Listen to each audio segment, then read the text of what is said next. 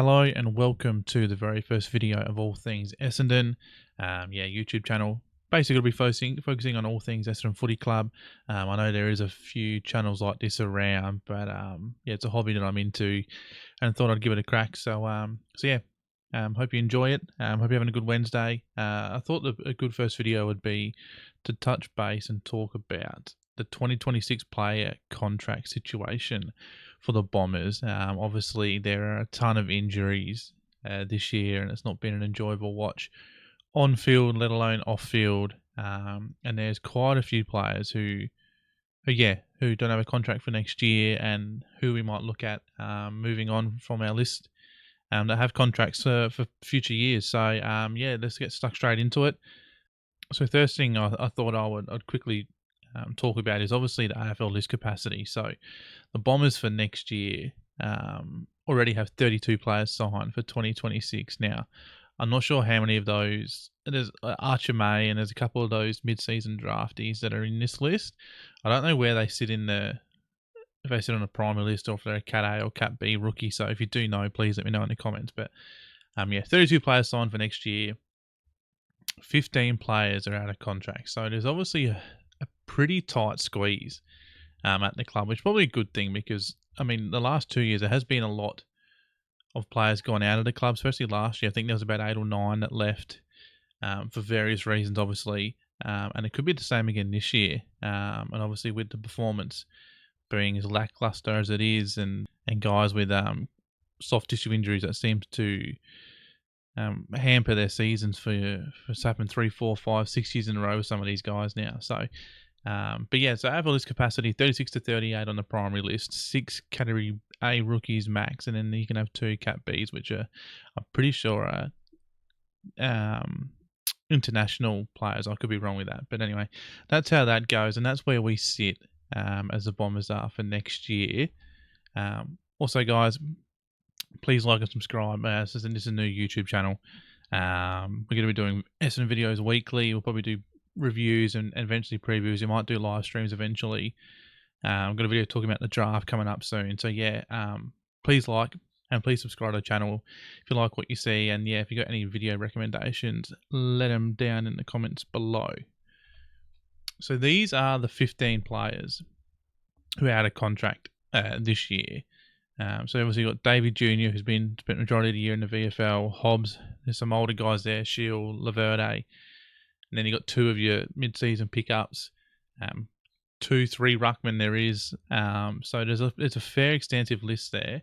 And I thought I would put them into players I'd keep, players I would let go, and players I'd wait to see what happens. So I'll start off with our keep list. These are the 5 that I would definitely be keeping for next year. Now, don't hate me for players that I might have missed out or whatever it might be. It's just my opinion sitting here 16th of July. So if you got your own opinions, definitely let them down. Drop them in the comments. But these are the 5, I think, that I would be signing on. Ben Hobbs, I think, tricky one in terms of where he sits in the best 22. Probably not fast enough for a midfielder at this stage in his career. He probably needs to work on his agility and probably even trimming up a bit. He can be too slow almost to play midfield at times, and then he's not that impactful as a half forward. But you do see signs of, like, he's a really good tackler. He's averaging plenty of tackles a game, and that side of things he's actually really good at. So in my opinion, just he's got to get fitter. I see him walking around or slowly jogging too much. So definitely giving him a contract. Wouldn't be a big one, maybe 1 or 2 years. But he's one I'd definitely be signing on for a year or 2 and see if he can take that next step. Jackson Price had a pretty good year coming from Brisbane. Obviously not a star, but he's been pretty solid down back. They've been pretty undermanned for especially the last 2 months down there, and he's held up his end pretty well. So I'd be signing him on for another maybe one year deal.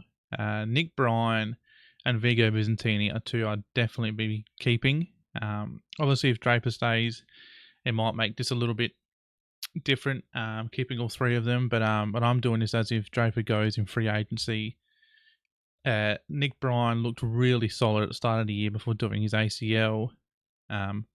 I'll definitely be having him on the list. I think he's a future, number one ruckman for sure. If he can get back from the knee injury, okay. And he looks a really good, and he's still really young. Like he's like 23 or something. So he's got plenty of footy left in him, and I reckon he can really take the next step in a year or two's time and be a really strong ruckman in the competition. Vigo Vizentini's the same. I think he's a player for the future as well. I wouldn't be letting him go. I'd be signing him on to keep developing him. Yes, he might play some VFL footy going for the next year or two, depending obviously on injuries at this rate. He might be playing tomorrow night. I think there might be some talk about that. So give him some opportunity here and there, but let him work on his craft in the VFL. And who knows what he could become. He could end up being obviously a really solid ruckman for us in the future. So can't let him go. Got to sign him on. And the other one who I'm 50-50 on, but Will Setterfield had a good year for us, really. Best tackler at the club. He's obviously probably went our best side and no injuries. Is he got to fit in that midfield? I'm not sure, but he's had a really good year. But the injury that he done, I can't remember what it's called, but it looks nasty and it can be a tricky one to recover from. So, yeah, that's a tough one. What you do with him? Do you give him an extra year and see how he comes back from the injury, see if he can get in the best 22? But he's obviously the big body mid that we kind of sometimes need, especially if we're going with a younger side. But is he going to be part of the next premiership? I'm not sure. But yeah, he's one. If he can get back from that foot injury, I'll be keeping him. On a 1 year deal. Right, the next are the guys that I would move on at year's end and not renew their contract. So what is there? There's 6 here. There's two that obviously you're not sure about, but I'll go through them anyway. Obviously, Alan Davey just can't get in the ones with all the injuries. The fact that he's not playing ones probably shows that his time is up at the Essendon Footy Club, which is a shame because he showed promise in his first year. He just hasn't gone on with it since. And yeah, it's a shame. But yeah, I've been letting him go. Dylan Shields, another one. He can't get in the ones, and he's in his 30s. So his time is up, and that experiment and that was a 5-6 year period with us is over and done with. There's no point. There's just no point signing him on for another year or two. I'd be dead set surprised if we did. Jai Menzie shows promise at times, but with obviously Huss coming in next year with Swade, you've got Kako, Oscar Smart played on the weekend in front of him. There's just a lot of options, so he might be one on the chopping block, I think, even though he kicked 2 goals in the VFL on the weekend. He might play ones tomorrow night. But yeah, he might be one we might let go at the end of the year, or I'll be letting him go anyway. Now, Todd Goldstein I absolutely love, but tricky one, just list spots are tight. Do you let him go? He can become a ruck assistant or some sort, and you can try to bring a younger ruckman through below Nick Bryan, below Vigo, and just play with 3 younger guys, and Todd can still mentor them through a coaching role. That's what I would do. He's been really, he saved our ass this year. And, can't expect him to do too much as a 40-year-old or wherever he almost is, but he's done really well. He's done what he could for us. And yeah, I like to keep around the club as a player. Hopefully we don't need him next year. Luau, tough one. I think he's actually been all right in the one since coming up. He surprised me. I thought his season or his career could be done at the Bombers, 10, 12 weeks into the season. He doesn't show a lot in the VFL. He showed more playing in the AFL than he has down in the VFL. So they might like him, they might keep him on, but just with list spots, I think, what's the ceiling for Luau? How high is it? And will he be playing? And can he play lots of games in the ones in the future? I'm not so sure.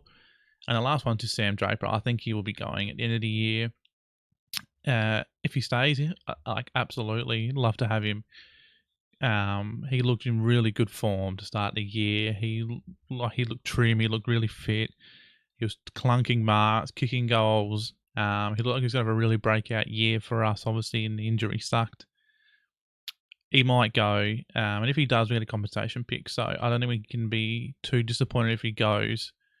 And if he does, we just move on. And I reckon he will go. I'd say it'll be Adelaide's the club that he ends up at. And just depends what compensation pick we get. But yeah, I reckon he's on the move. Now, the last guys on the list are the ones I would wait on to see who we end up getting rid of that is contracted, who we may draft, and what list spots are available. Jane Laverde, yes, he's passed it, and I think, but he's tried really hard coming in. He's been the main back for the AFL side since basically since all the injuries started happening. He tries his heart out. He always has a crack. And there's no denying that. But yeah, if it's hard, what defender's got to be available round one next year? Like, it's tricky. So yeah, wait and see what happens. I'll be waiting until the draft is done and see what list spots are available, and seeing where the defenders are in their recovery before deciding on him.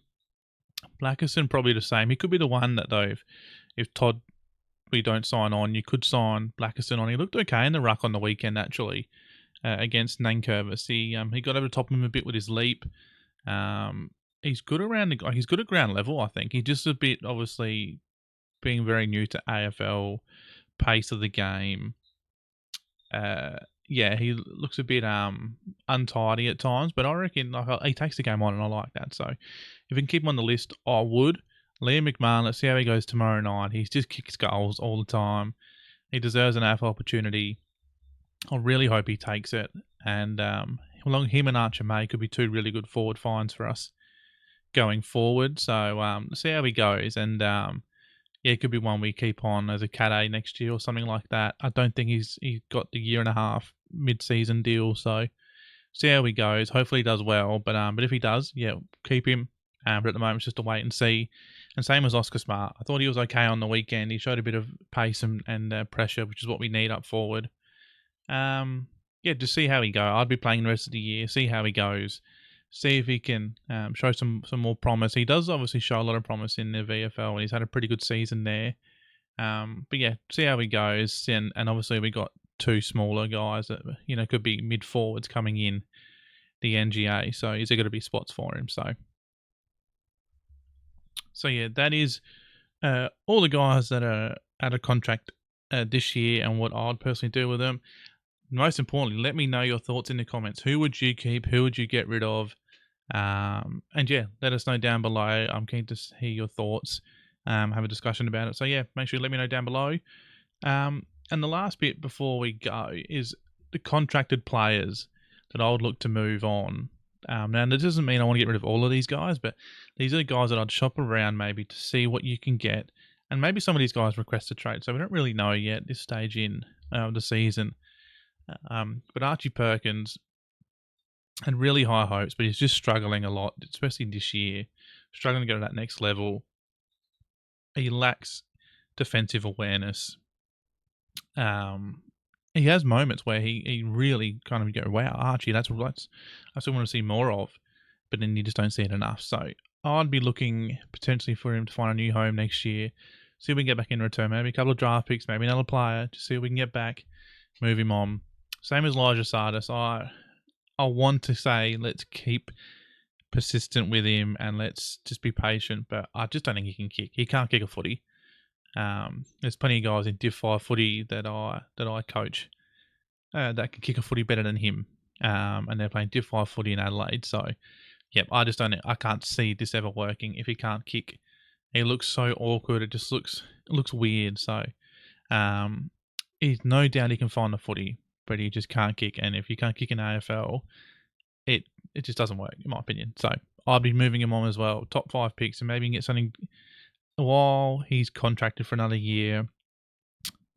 Top 5 pick. He's killing it in the VFL in terms of numbers of the footy. Try and move him on, see what you can get. Darcy Parish is probably another one too. Is he going to be part of your premiership side? And can he actually get on and stay on the field and get consistent games of AFL into him? He hasn't done that for 3 years in a row now, I'm pretty sure it is. Might not even be 2021. was the last time he had a real good season in terms of like playing a lot of games. He had that breakout year under Rutten. So is there someone that wants him? What can you get in return? I'll be looking at that as well. Guelphy, Gresham, these guys, Langford, Wright, all these four here, they're obviously more mature bodies, but are these guys really trying to, take Essendon to the next step? Probably not. They've been in the system long enough now. They've shown what they can do. Kyle Langford and Peter Wright, obviously, two really good forwards. And Peter Wright's had a pretty good year in the ones, but that's just more. Do you want to go a younger forward line? Do you want to try and get McMahon in, Caddy, Archer May? Who do you want in there going forward? Obviously, Langford, if Langford's fit and he decides to stay and we don't move him on. So, yeah, is there room for all of them? That's why I just put them two down there, the two forwards, is can you have both of them on the list with the other younger guys? Who's going to play twos? Lots of question marks around all of that. But once again, let me know what you think of this list. These are ones, obviously not saying move them all. Maybe 2-3 of these, see what you can get in return and keep it in for the future. That's what I would do anyway. But yeah, thank you so much for listening, guys. That is the end of the video. Hope you all enjoyed it. Went on a little bit longer than I thought it would, but that's all right. And hopefully the Bombers can get a win tomorrow night. I'll definitely be watching. I don't think it's going to happen, but as long as the young guys, have a crack, are competitive, then I'll be happy. But thank you guys for listening. Hope you enjoyed it, and we'll see you all soon. Cheers.